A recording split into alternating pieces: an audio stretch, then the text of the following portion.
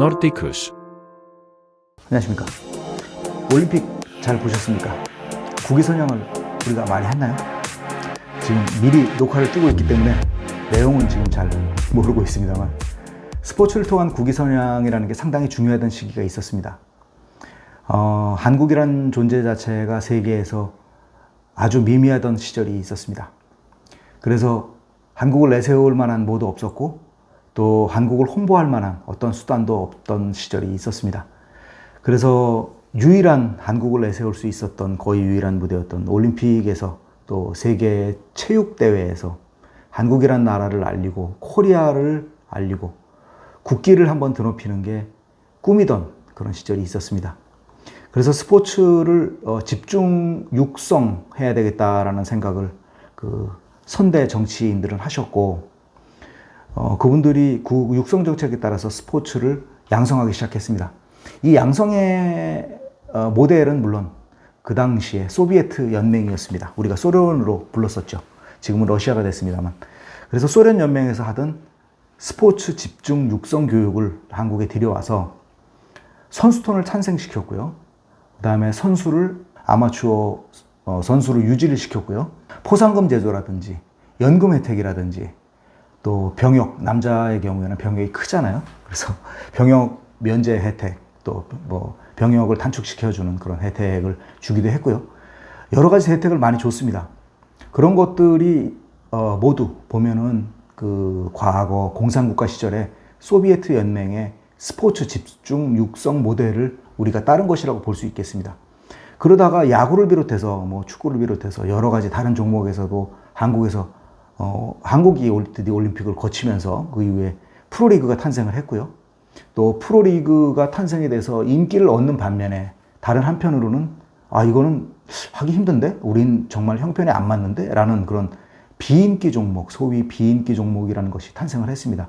이것이 다시 이제 선수촌을 부흥시키는 그런 계기가 됐고요.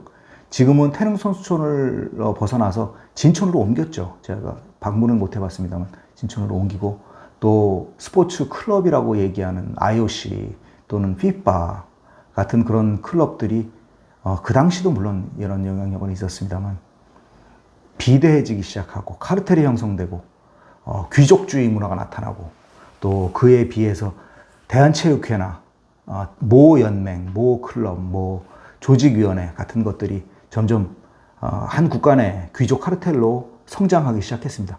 해외에서 보면 인터뷰를 하게 되잖아요. 선수들 인터뷰를 하게 되면 뭐 자기 직업이 뭐 회계사라든지 치과의사라든지 선생님이라든지 라는 그런 것을 제가 어렸을 때 많이 봤습니다.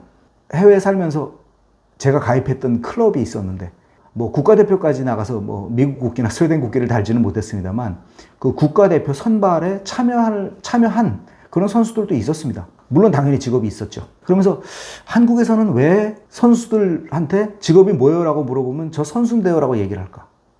스포츠맨이라는 게 어떻게 직업이 될 수 있을까에 대한 갈등을 좀 했었고요. 고민을 좀 했었고, 그렇지 않은 문화에서는 왜 그것이 선수촌 문화를 한다든지 아니면 연금이나 연봉이나 병역 혜택이나 뭐 이런 좀 어드밴티지를 그런 선수들에게 주지 않을까, 또는 적게 줄까라는 좀 관심을 갖고 보다 보니까 과거 대한민국과 비슷한 국가에 있는 처지들, 아직까지 개발이 덜 된 국가들에서 그런 점이 두드러지게 나타나고 있고요. 대부분 그렇다는 이야기입니다. 또 선진국으로 갈수록 그런 점이 좀 줄어든다는 사실도 알아냈습니다. 그렇다고 해서 선수촌이나 국가대표 제도가 뭐 선진국이라고 해서 없는 건 아닙니다. 선수촌 당연히 존재하고요. 국가대표라는 거 존재하고요. 나라의 지원을 받는 클럽들이 존재합니다. 하지만 그 차이는 선수촌 운영이 1년 365일, 또 젊은 선수들을, 젊다는 이야기는 초등학교 또는 뭐 심지어 그 이전에 선수들을 발굴해서 그 선수들을 선수촌에 입촌시켜서 이제 국가대표의 제목으로 성장하기까지 육성한다 라는 정도의 지원은 아니다라는 거죠. 또 지원을 해주는 것까지는 좋은데 그 선수에 대한 연봉이라든지 그 선수에 대한 혜택이라든지 그거는 민간의 몫이지 국가가 나서 해줄 일은 아니다. 그 바탕에는 이 스포츠라는 거는 예술과 아울러서 인간의 자연스러운 행동이라는 것을 알 수 있습니다. 여러분들은 어떻게 받아들이시는지 모르겠습니다만 저는 예술이나 체육에 관련된 것은 99%의 유전자와 1%의 노력으로 이루어진다고 믿습니다. 훌륭한 스포츠 선수는, 훌륭한 예술가는 유전적으로 이미 정해진다고 믿기 때문입니다. 열심히 하는 것으로, 어렸을 때 집중 육성하는 것으로 국가대표가 양성된다고 보지는 않습니다. 그러기 위해서 저는 대한민국이 이제는 스포츠를 통해서 국가를 알리고 우리나라의 위상을 높인다는 그 가치가, 사고적인 가치가 바뀌어야 되지 않나라는 생각을 이번 올림픽을 통해서 다시 했습니다. 그러기 위해서는 생활체육이라는 것을 많이 지원을 하죠. 그래서 생활체육을 하는데, 이것의 문제는 스포츠를, 대한민국의 문화가 스포츠를 좋아하는 문화가 아니라는 사실입니다. 대한민국 국민이 좋아하는 것이 스포츠가 아니라 여가 활동을 비롯한 그 레저 활동에 대해서는 관심을 갖고 있지만, 정말 운동적인 스포츠맨십은 우리나라 문화에서 좀 찾기 힘든 것이 아닌가. 이것이 뭐 나쁘다 좋다라고 말씀을 드리는 것이 아니라 뭐 유교 문화라든지 아니면 조용히 있는 문화라든지 생각하는 문화라든지 그런 것에 따라서 좀 외향적인 성격이 좀 줄어든다라고 봐야 되겠죠. 그렇기 때문에 지역 생활 체육에 대한 지원을 나라에서 해도 그것이 얼마 못 가고 사고로들고 하는 것을 봅니다. 그것은 자연 도태라고 저는 부르는데요. 어쩔 수 없는 겁니다. 도태시켜야 되는 종목이 많아지는 거겠죠.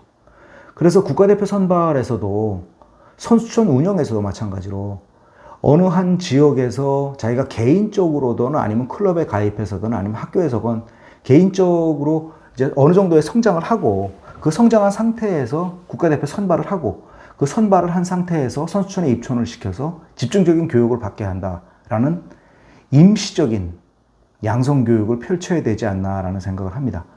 진천 선수촌이 1년 365일 운영되는 것이 아니라, 어떤 대회가 있다 그러면 올림픽이 열리기 뭐 1년 전, 뭐 길면 2년 전, 어느 대회가 열리기 1년 전에 선수를 선발을 하고 그 선수를 양성을 하는 그런 교육 시스템, 프로그램에 따른 트레이닝, 그런 교육으로 나가야 되지 않나라는 생각을 하고 있습니다. 또 한편으로 연금이나 스포츠 단체의 예산은 줄이거나 없어져야 된다고 생각을 하고 있습니다. 지금부터 스포츠를 또 국위선양의 수단으로 계속 삼아야 되는지에 대한 생각을 좀 하게 됐는데, 글쎄요, 여러분 생각이 어떨지 모르겠습니다.